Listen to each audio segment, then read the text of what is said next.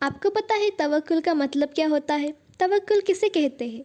توکل کا مطلب تو یہ ہوتا ہے کہ پوری طرح سے بس اللہ پاک پر بھروسہ کرنا، ان کی ذات پر بھروسہ کرنا۔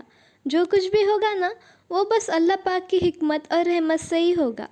اور توکل کا مطلب یہ کبھی بھی نہیں ہوتا ہے کہ آپ محنت نہ کریں، آپ محنت کرنا چھوڑ دیں۔ آپ محنت کریں، باقی نتیجہ نا آپ بس اللہ پاک پر چھوڑ دینا جی۔ آپ اپنی نا پوری طاقت لگا دیں، آپ بس محنت کرنا نہ چھوڑنا۔ قرآن میں اللہ تعالیٰ فرماتے ہیں، اور جو اللہ پاک پر بھروسہ کرتا ہے نا وہ اس کے لیے کافی ہو جاتا ہے۔ بے شک اللہ ہی ہم سب کے لیے کافی ہے نا جی۔ آپ کو پتہ ہے توکل کرنا کیوں ضروری ہوتا ہے؟ دنیا کی زندگی نا بہت سے امتحانوں سے بھری ہوئی ہوتی ہے، کبھی خوشی، کبھی پریشانیاں، کبھی کامیابی تو کبھی ناکامیابی۔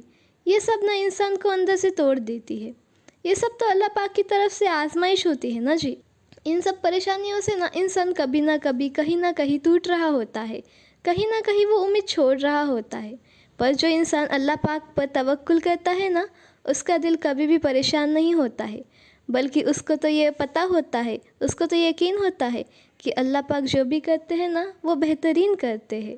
اسے یہ پتہ ہوتا کہ اللہ پاک میری بھی آزمائشیں دور کریں گے، میری بھی دعائیں سنیں گے۔ بے شک اللہ پاک پر یقین کرنا بہت ضروری ہوتا ہے نا جی۔ حضرت عمر بن خطاب نے فرمایا تھا، اگر تم اللہ پاک پر ویسا بھروسہ کرو جیسا اس پہ کرنے کا حق ہے تو وہ ایسے آپ کو روزی دیں گے جیسے وہ پرندوں کو دیتے ہیں۔ بے شک آپ کو پتہ ہے پرندے نہ صبح خالی پیٹ نکلتے ہیں اور شام کو نہ وہ پیٹ بھر کر ہی لوٹتے ہیں۔ ان کو یہ نہیں پتہ ہوتا ہے کہ ان کو روزی ملے گی نہیں ملے گی، پر اللہ پاک ان کو دیتے ہیں نا جی۔ ان کو تو بس یقین ہوتا ہے۔ بے شک اللہ پاک آپ کو بھی ویسے ہی نوازتے، ہم سب کو بھی ویسے ہی نوازتے ہیں اللہ پاک۔ توکل کا اصلی مطلب تو یہی ہوتا ہے نا جی کہ آپ محنت کرو، دعائیں مانگو اور اللہ تعالیٰ کی ذات پر بھروسہ رکھو۔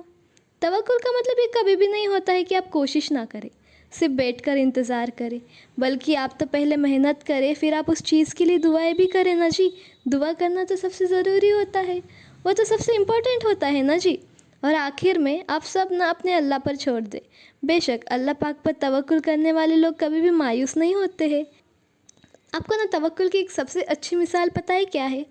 جب حضرت ابراہیم علیہ السلام جب ان کو آگ میں پھینک دیا گیا تھا نا تو انہوں نے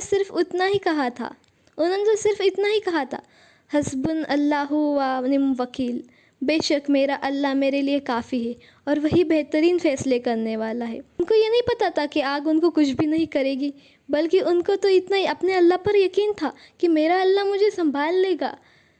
آپ کو بھی نا ایسا ہی یقین اپنے اللہ پاک پر رکھنا ہے، ایسا ہی توکل اللہ پاک پر رکھنا ہے۔ آپ کتنے بھی مشکلات سے گھرے ہو، آپ کو یہ پتہ ہو کہ میرا اللہ سب ٹھیک کر دے گا، بالکل ابراہیم علیہ السلام کی طرح۔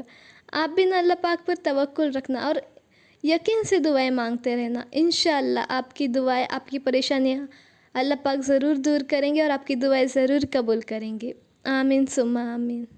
اور اپنے رب کی ذات سے نا کبھی مایوس نہ ہونا۔ جو لوگ اللہ پاک پر توکل کرتے ہیں نا وہ ان کی ذات سے کبھی مایوس نہیں ہوتے۔ وہ تو یہ سوچ کر مطمئن ہوتے ہیں کہ میرا اللہ سب دیکھ رہا ہے اور وہ میری دعائیں ضرور سنیں گا۔ اور بے شک اللہ پاک سب کی دعائیں سنتے ہیں۔ بے شک اللہ تعالیٰ آپ کی اور ہم سب کی دعائیں قبول کریں گے۔ آمین ثم آمین۔